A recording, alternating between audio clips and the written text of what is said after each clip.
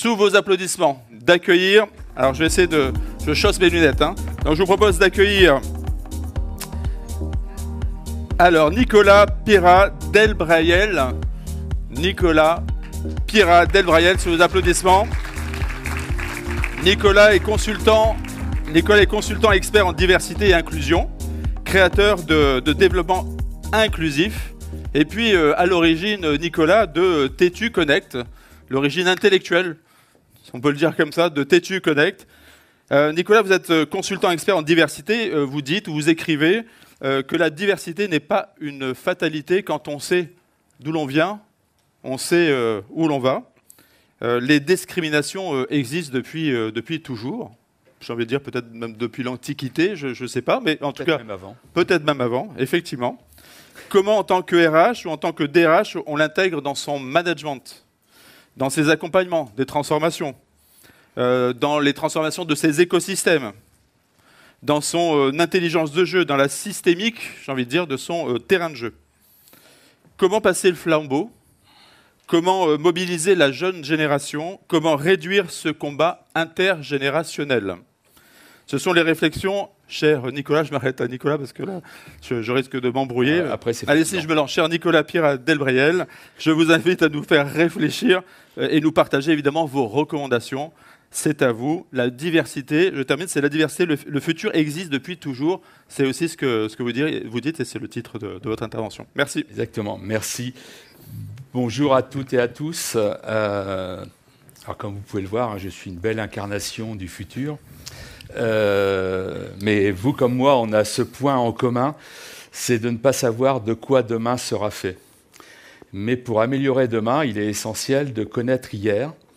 Alors, on va commencer... je vous propose de vous raconter mon parcours de vie vu sous le prisme RH, voire un petit peu avant. Alors, on va commencer au 19e siècle. Ça, c'est le petit peu avant. Hein. Au 19e siècle, il s'est passé quelque chose d'assez étonnant, dont vous êtes aujourd'hui le fruit des transformations successives et qui m'a identifié. Au 19e siècle, s'est créé l'ancêtre des fonctions RH avec l'industrialisation de la société, où on avait des recruteurs, des chargés du personnel, des responsables du personnel qui sont devenus des RH par la suite. Et au XIXe siècle, en 1869, a été créé un mot qui n'existait pas auparavant, qui est le mot hétérosexuel et homosexuel. Ces mots ont été créés au XIXe siècle et ça a été le début des mots MAUX qui ont gangréné notre société ensuite. Alors juste pour finir sur la parenthèse du XIXe siècle, on va remonter juste un petit peu avant, au grec ancien. Homo, c'est la racine grecque, hein, homosexuel, hétérosexuel. Homo, ça veut dire les mêmes. Hétéro, ça veut dire la différence. Réfléchissez. On va faire un bond, on va arriver au XXe siècle. Je suis né dans les années 60. Je suis né comme étant un fléau. J'ai grandi dans les années 70 et dans les années 80, au début des années 80, comme étant un délinquant. J'ai commencé ma vie de jeune adulte comme étant une maladie psychiatrique. Je viens juste vous donner les 3 étapes de vie, de ma vie, entre le début des années 60 et 1981, qui caractérisaient une personne homosexuelle.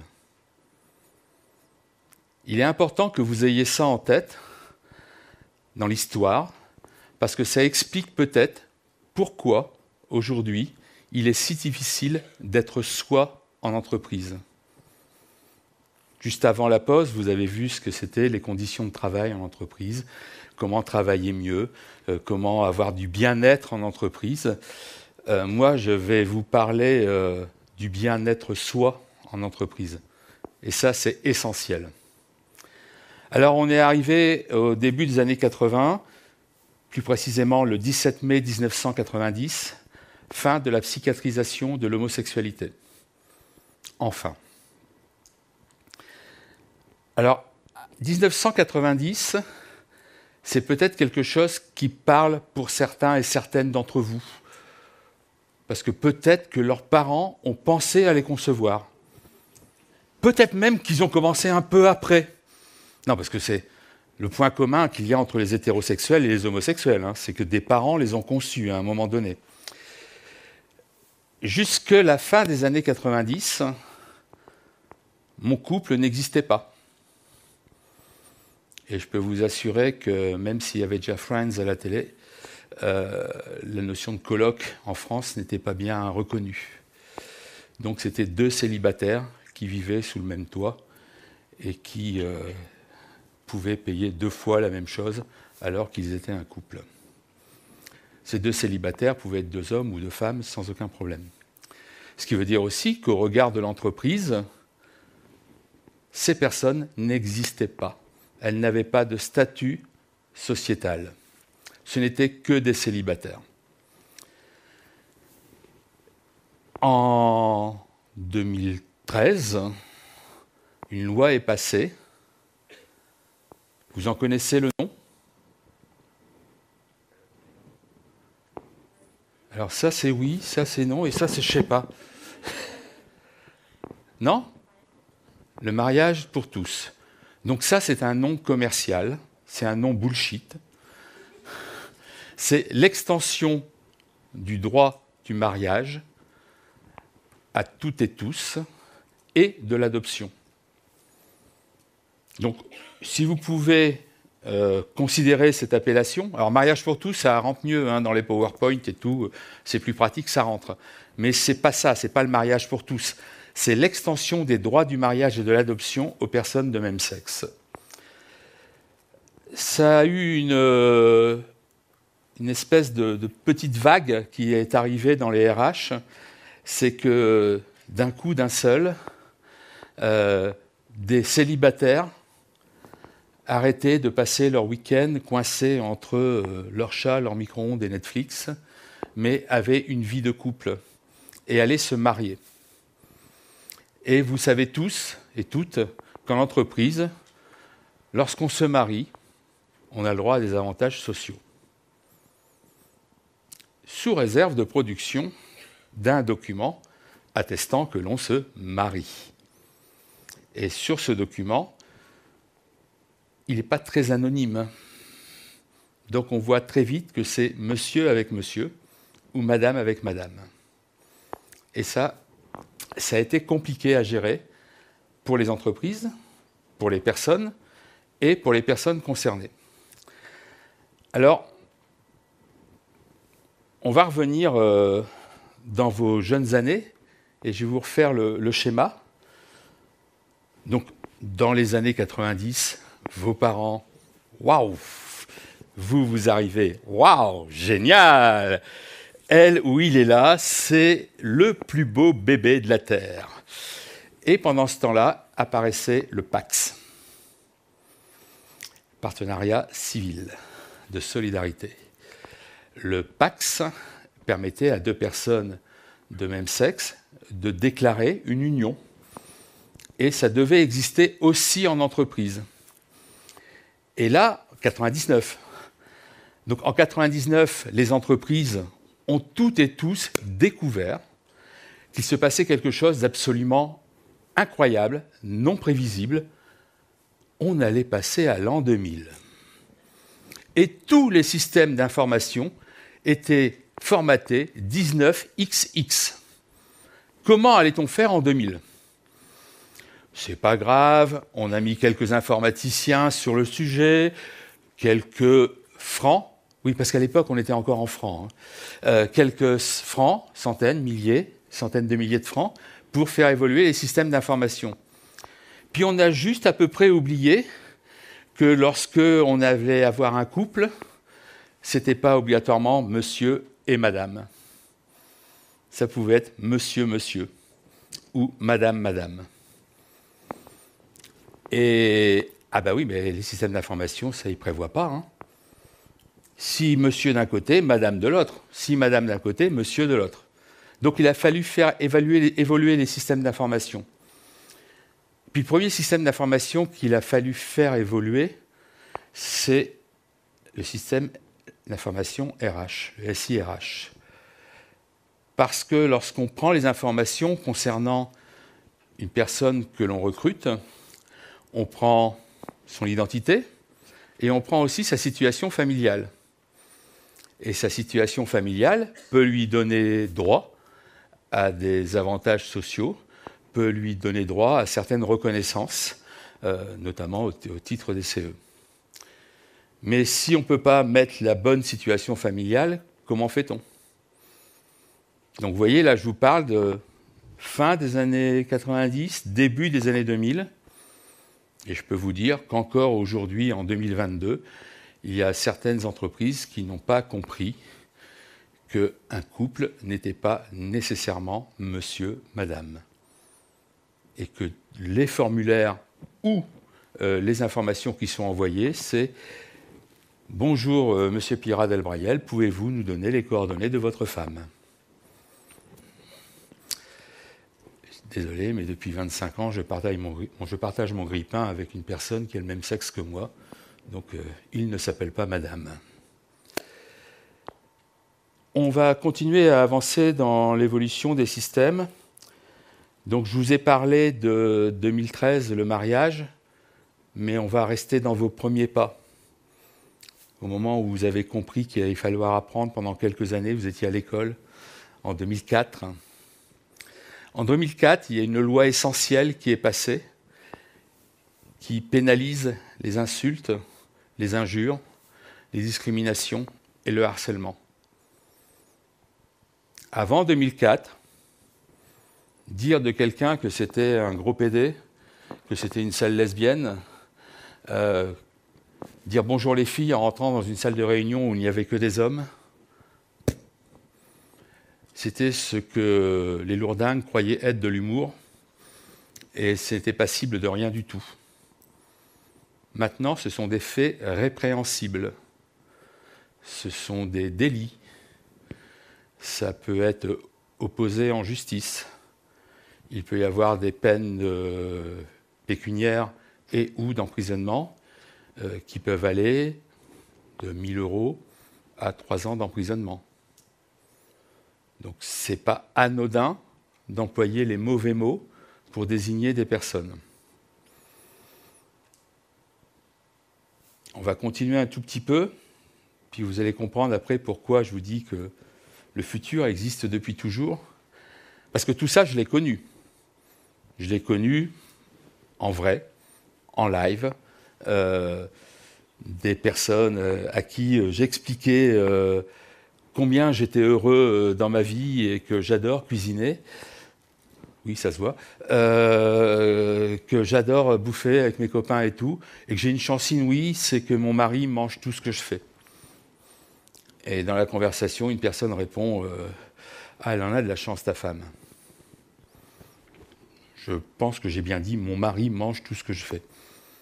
Mais parce que la personne était ou mal intentionnée, ou tout simplement dans un conditionnement sociétal.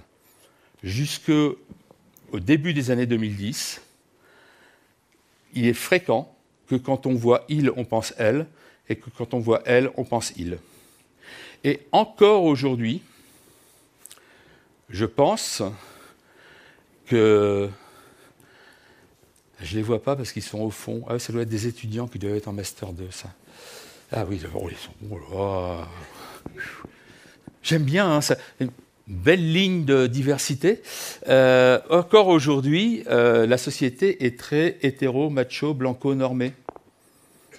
On dispense des images, on dispense des mots qui représentent une société imaginaire. Je ne dis même pas imaginée, imaginaire. Et c'est un peu compliqué à vivre pour les personnes. 2004, les insultes. 2013, le mariage. Finalement, la vie est belle, la vie est simple. Je vais vous donner une autre date qui, pour vous, va vous rappeler quelque chose d'assez étonnant. 2019,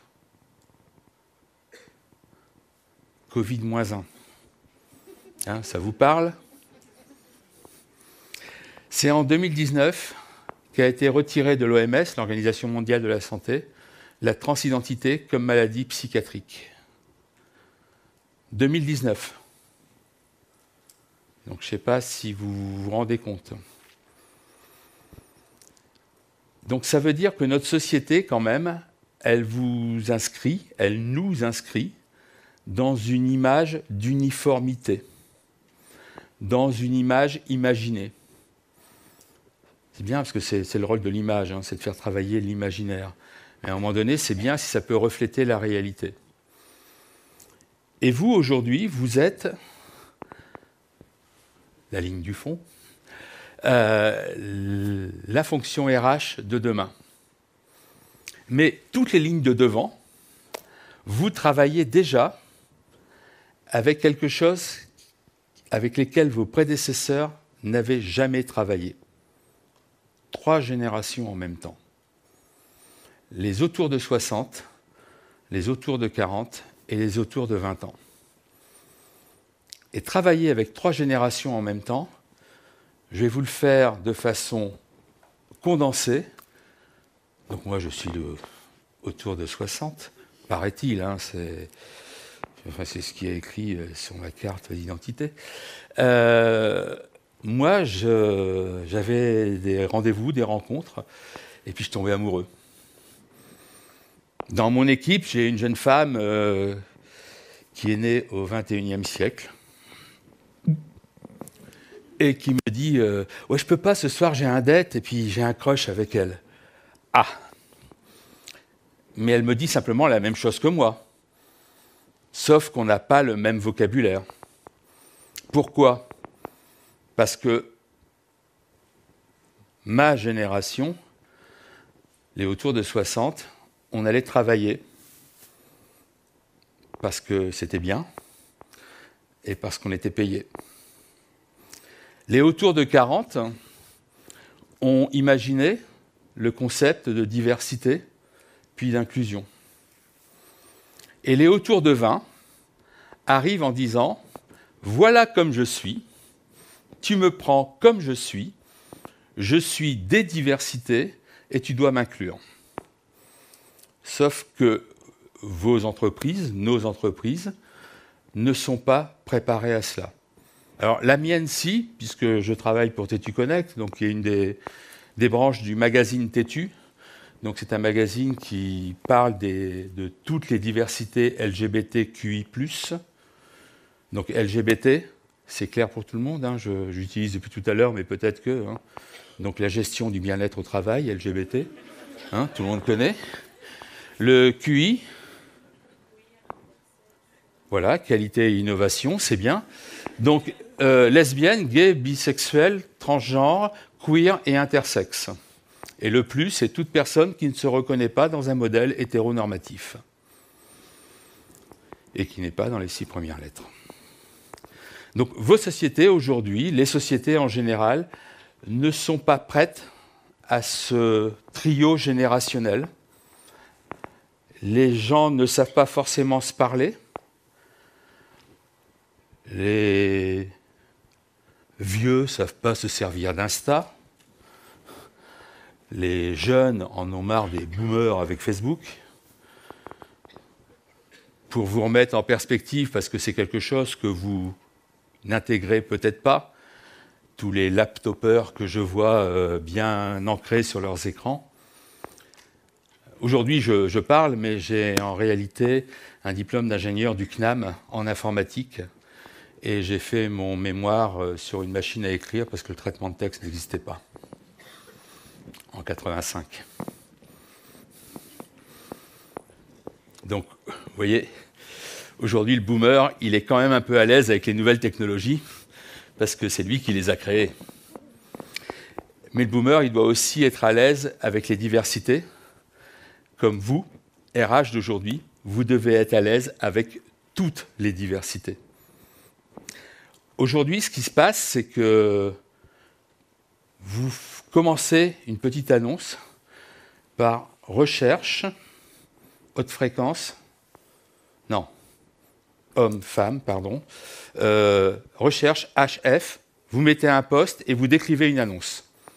Relisez les annonces que vous avez récemment passées, vous observerez avec délectation que le HF est décoratif puisque toute l'annonce est rédigée au masculin.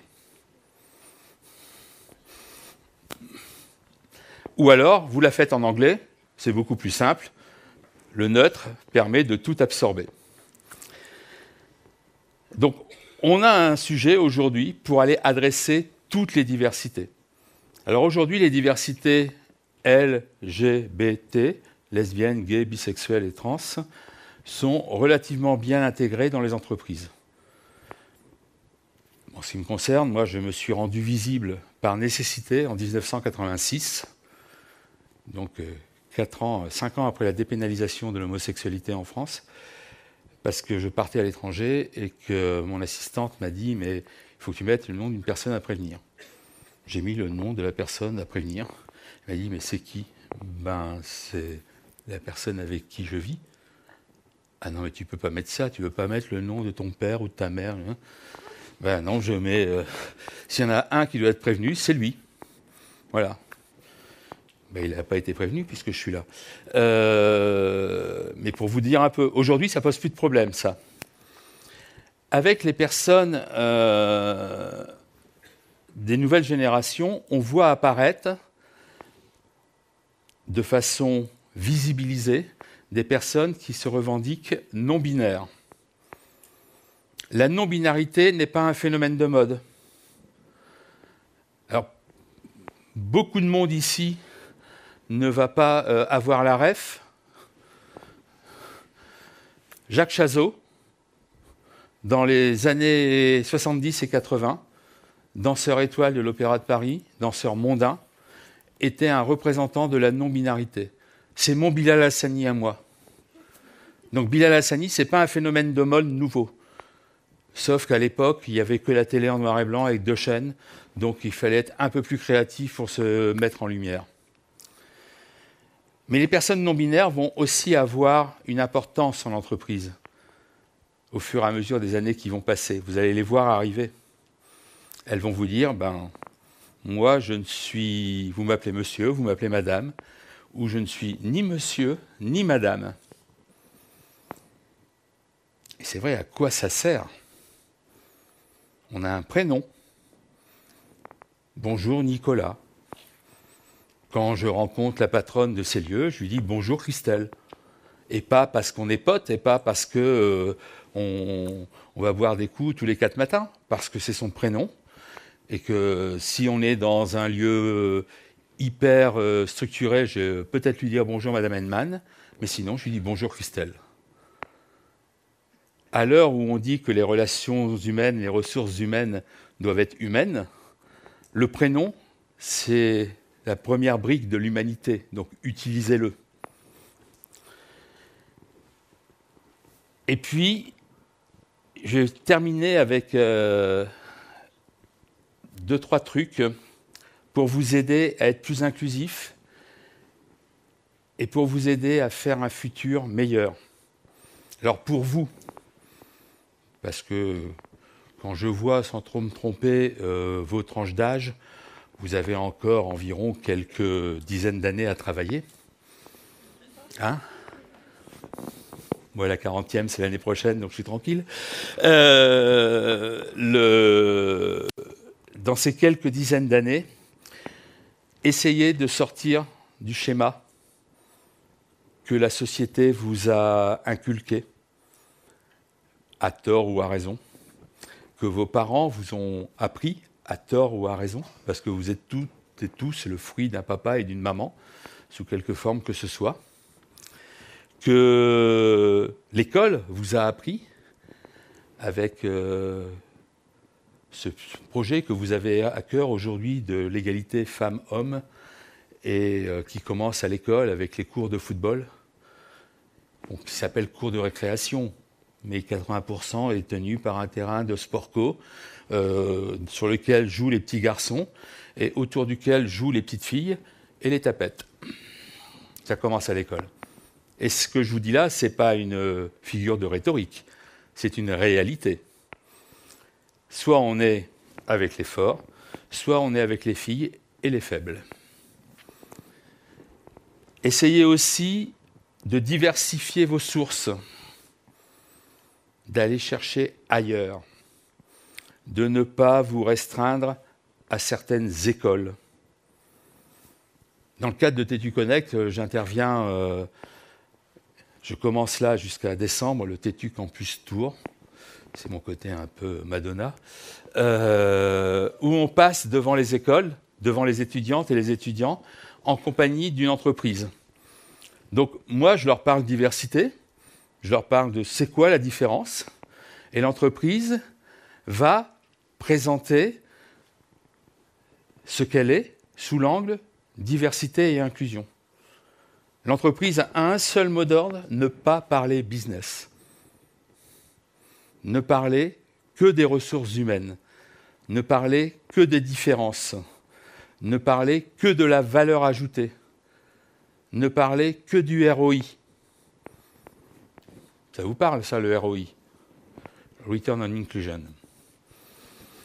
Et pas Return on Investment. Parce qu'aujourd'hui, peu d'entreprises parlent de diversité et en parlent avec sincérité et réalité. Et ce qui se passe, c'est que derrière, les étudiants et les étudiantes, les talents de demain, vous ne les captez pas. Parce que quand elles vont sur votre site, elles ne trouvent pas l'information. Et tout dernier conseil, vous allez sur un site qui s'appelle ilga.org et vous verrez une carte du monde en couleur, du bleu foncé au rouge cramoisi. Le rouge cramoisi, c'est les 11 pays de la planète qui ont la peine de mort en réponse à l'homosexualité. 6 d'entre eux l'appliquent. Le bleu foncé, c'est les 11 pays qui ont dans leur constitution l'égalité des droits, y compris pour les personnes LGBTQI+. Et puis vous verrez que le rouge s'affaiblit, le bleu s'affaiblit, et que dans les pays qui sont juste en dessous du bleu foncé, on trouve la France, où on est très bien protégé. Et puis dans les pays où on est très proche du ventre mou de l'engagement et de l'inclusion, on trouve les États-Unis, qui n'est pas le pays de l'American Dream comme tout le monde pourrait le croire. On n'est pas forcément en sécurité lorsqu'on va aux États-Unis. Donc quand on travaille à l'international et qu'on est RH et qu'on envoie des collaboratrices ou des collaborateurs quelque part, il est bon de savoir dans quel guêpier on pourrait les mettre. Parce que eux, si vous n'avez pas l'image renvoyée d'inclusion, ils ne vont pas oser vous dire « non, je ne veux pas y aller ». Parce que je prends un risque.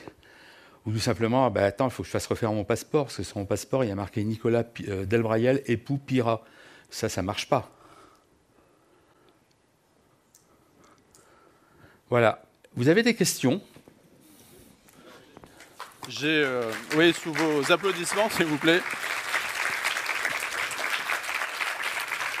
Donc, je vous le rappelle, je vous invite à utiliser le QR code pour poser vos questions, pour des gestions aussi de flux et de timing. J'ai une question pour vous, Nicolas. Oui. Je vais remettre mes lunettes. Je fais partie de la tranche 40 et un peu plus. C'est bien de parler hors taxe, c'est bien dans le commerce. J'espère toujours que ça ne se voit pas, mais non. Bref, un public averti. Pour quelles raisons pensez-vous que ces mesures n'aient pas été prises avant? Vous avez refait tout l'historique, savoir d'où l'on vient pour savoir où on va, c'était évidemment à la fois émouvant et tellement vrai. Parle-t-on des mesures de quelles mesures parle-t-on si c'est les mesures concernant par exemple les mesures du mariage pour tous, le nom. Tout simplement parce que le mariage a été de tout temps dans notre société un fait religieux avant d'être un acte administratif, qu'il a été bâti comme un acte administratif lors de la Révolution 1789, plus précisément en 1791, et que le petit Corse a eu la bonne idée dans son code civil de dire un mariage, c'est monsieur et madame. Alors ça va vous étonner, mais il y a un seul pays au monde où le mariage n'est pas attaché au genre, c'est la Chine.